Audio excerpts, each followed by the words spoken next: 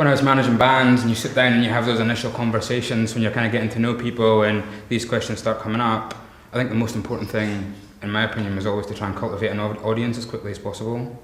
And I think that means that, you know, for when your band's in its infancy, that you need to be doing things for free, is my attitude.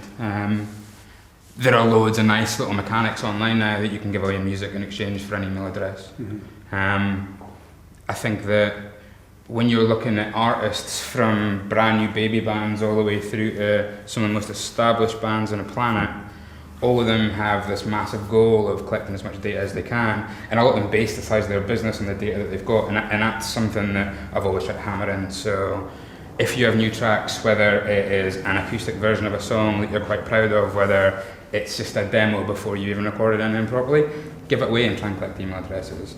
If you're playing a show, a support slot, a headline show, an open mic, walk around people with a sheet of paper and ask people for their email addresses. I think that before you can even think about selling music, that you need to try and cultivate an audience that you can actually talk to. And Facebook's fine, it's becoming harder and harder.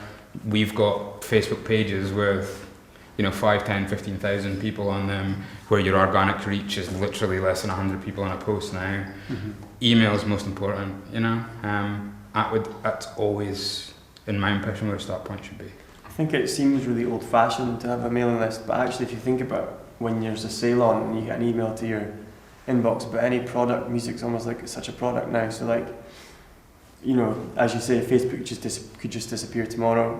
PCL put a show on at my work recently, Mercury Rev, big show, a lot of buzz about it. If you share it from a person page, profile, I noticed the PCL page put it up and I was the first person to like it. It'd been up for like a few hours, Totally. Because Facebook make it so hard to see what you're actually trying to share, whether you've got, as you say, X amount of thousands of people or 200. So I think that's a pretty good point, the mailing list thing. It might seem a bit archaic, but if you then got a direct route to people to sell them your music or to give them, as you say, and tell them when you're touring and you've got new merch or anything, you've got that data to fall back on. I think it's quite good to have that. For sure.